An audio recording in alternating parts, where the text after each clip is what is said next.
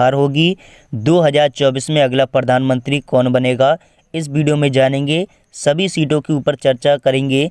जी हाँ दोस्तों, 543 सीटों के ऊपर चर्चा करेंगे। 543 सीटों में से किस पार्टी को कितनी सीटें मिल रही हैं। दोस्तों, देश में जिसको भी अपनी सरकार चलानी होती है 272 सीटों की आवश्यकता होती है। जो भी पार्टी 272 सीटें ले आती है वो अपनी सरकार बना लेती है।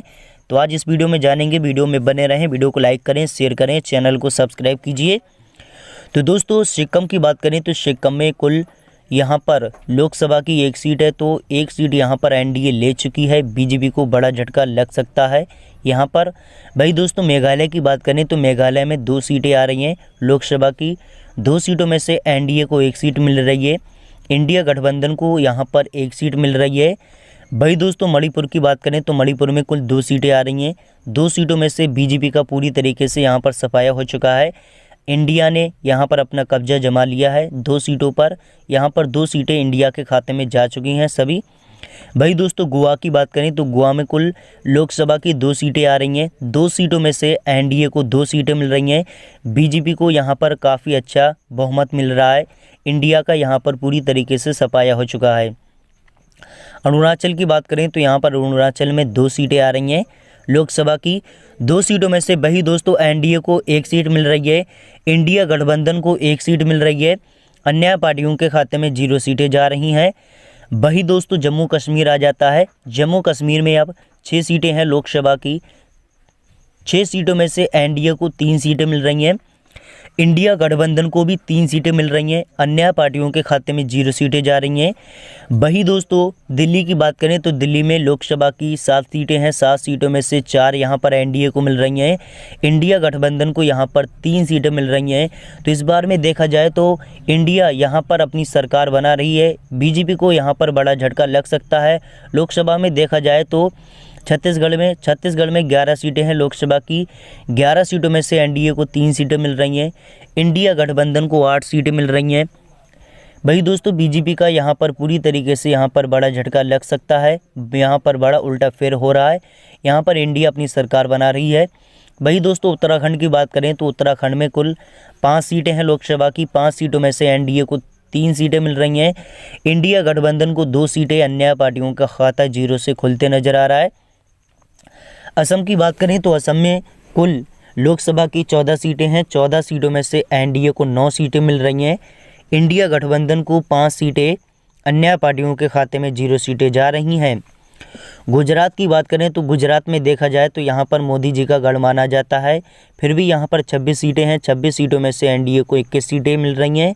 5 यहाँ पर इंडिया ले चुकी है। भाई दोस्तों, अन्य पार्टियों के खाते में 0 सीटें जा रही हैं।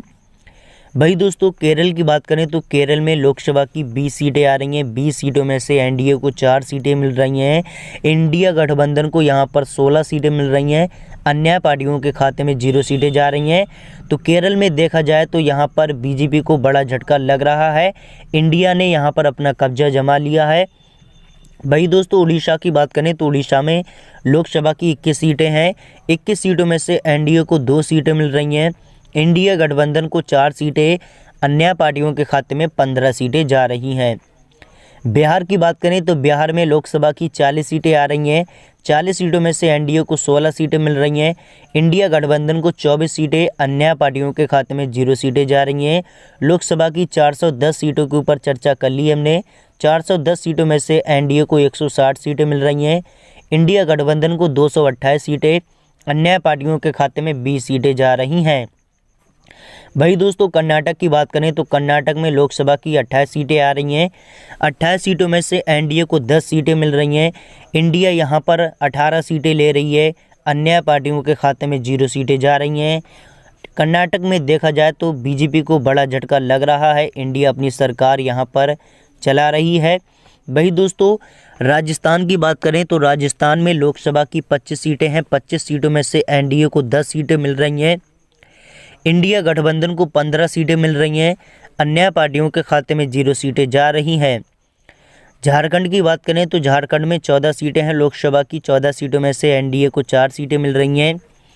इंडिया गठबंधन को 10 सीटें। अन्य पार्टियों के खाते में 0 सीटें जा रही हैं। हरियाणा की बात करें तो हरियाणा में 10 सीटें हैं लोकसभा की। 10 सीटों में से एनडीए को 6 सीटें मिल रही हैं। इंडिया गठबंधन को 4 सीटें, अन्य पार्टियों के खाते में 0 सीटें जा रही हैं।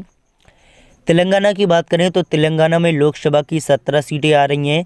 अब वही दोस्तों 17 सीटों में से एनडीए को 2 सीटें मिल रही हैं। इंडिया गठबंधन को 8 सीटें, अन्य पार्टियों के खाते में 7 सीटें जा रही हैं। तेलंगाना में देखा जाए तो इंडिया यहां पर अपनी सरकार चला सकती है। वही दोस्तों पंजाब की बात करें तो पंजाब में 13 सीटें आ रही हैं लोकसभा की।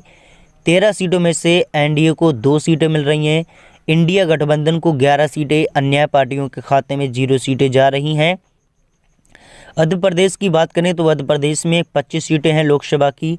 वही दोस्तों 25 सीटों में से एनडीए को 2 सीटें मिल रही हैं। इंडिया गठबंधन को 5 सीटें, अन्य पार्टियों के खाते में 18 सीटें जा रही हैं। वही दोस्तों पंजाब की बात कर ली जाए तो 13 सीटें हैं। 13 सीटों में से एनडीए को 2 सीटें, इंडिया गठबंधन को 11 सीटें, अन्य पार्टियों का खाता 0 से खुलते नजर आ रहा है। वही दोस्तों मध्य प्रदेश की बात करें तो मध्य प्रदेश में 29 सीटें हैं लोकसभा की। 29 सीटों में से एनडीए को 16 सीटें मिल रही हैं। इंडिया गठबंधन को 13 सीटें, अन्य पार्टियों के खाते में 0 सीटें जा रही हैं। तमिलनाडु की बात करें तो तमिलनाडु में 39 सीटें हैं। 39 सीटों में से एनडीए को 9 सीटें मिल रही हैं। इंडिया यहां पर 28 सीटें ले रही है। अन्य पार्टियों के खाते में 0 सीटें जा रही हैं। देखा जाए तमिलनाडु में तो इंडिया ने अपना कब्जा यहां पर जमा लिया है। इंडिया को यहां पर काफ़ी अच्छा बहुमत मिल रहा है।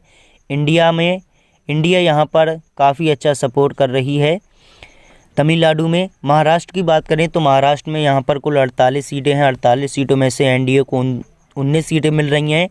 इंडिया गठबंधन को 29 सीटें, अन्य पार्टियों के खाते में 0 सीटें जा रही हैं। तो यहां पर इंडिया ने अपना कब्जा जमा लिया है महाराष्ट्र में। बीजेपी को यहां पर बड़ा झटका लग रहा है।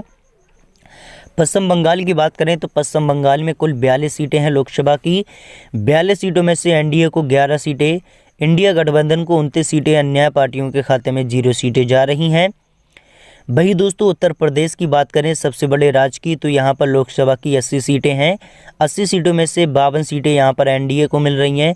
28 सीटें यहाँ पर इंडिया ले चुकी है। अन्य पार्टियों के खाते में 0 सीटें जा रही हैं। दोस्तों इस बार में देखा जाए तो बीजेपी को बड़ा झटका लग सकता है। इंडिया अपनी सरकार यहाँ पर बना सकती है। जी हाँ दोस्तों, वही दोस्तों देखा जाए इस बार में 543 सीटों के ऊपर चर्चा संपन्न कर ली हमने। दोस्तों इस बार में देखा जाए तो बीजेपी को बड़ा झटका लग सकता है। इंडिया अपनी सरकार बना सकती है। देखा जाए एनडीए को यहाँ पर 543 सीटों में से 220 सीटें एनडीए को मिल रही हैं। इंडिया गठबंधन को यहाँ पर 285 सीटें मिल रही हैं। 35 सीटें यहाँ पर अन्य के खाते में जा रही हैं लोकसभा में। जी हाँ दोस्तों, देखा जाए तो इस बार में बीजेपी को बड़ा झटका लग सकता है। इंडिया अपनी सरकार बना सकती है। दोस्तों देश में जिसको भी अपनी सरकार चलानी होती है 272 सीटों की आवश्यकता होती है। जो भी पार्टी 272 सीटें ले आती है वो अपनी सरकार बना लेती है। इस बार में देखा जाए तो बीजेपी को बड़ा झटका लग रहा है। इंडिया अपनी सरकार बना रही है। 543 सीटों में से 285 सीटें इंडिया ले चुकी है।